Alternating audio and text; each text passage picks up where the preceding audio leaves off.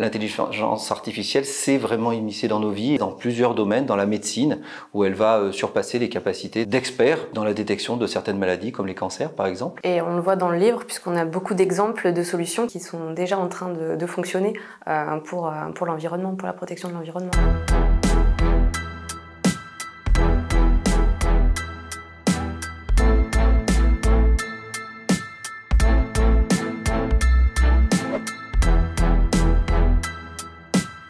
On a des intelligences artificielles qui sont capables de générer des textes, sont capables d'écrire un livre à partir d'un début, sont capables de générer de la musique, sont capables de créer des images de personnages qui sont tout à fait ressemblantes. Il y a encore une grande partie de science-fiction. Aujourd'hui, on est dans ce qu'on appelle les intelligences artificielles dites faibles, c'est-à-dire qu'elles sont quand même globalement spécialisées dans une tâche et elles n'ont pas l'intelligence un peu générale qu'a le cerveau humain. Même si l'objectif des intelligences artificielles, ça a toujours été d'essayer de se caler justement sur les compétences d'un cerveau humain.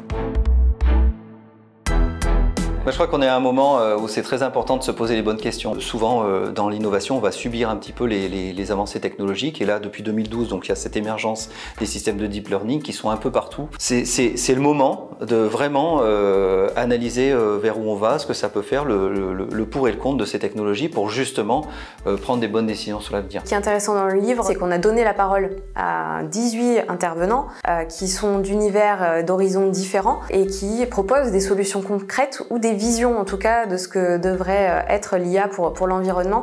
Donc on est sur du concret, on n'est pas sur des théories.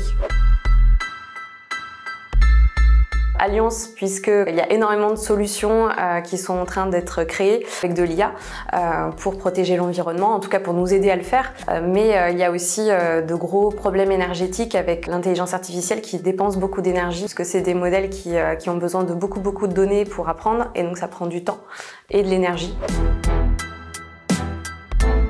On a un vrai problème d'IA énergivore. Et quelque part, c'est à nous aujourd'hui de poser la question, de dire vers où on veut aller par rapport à nos problématiques environnementales qui vont devenir très importantes pour l'intelligence artificielle, l'empreinte de l'intelligence artificielle, cette matérialité. Et ça va être à nous de définir dès maintenant pour les prochaines années quelle IA on veut et quelle IA énergivore on est prêt à mettre en œuvre pour faire quoi.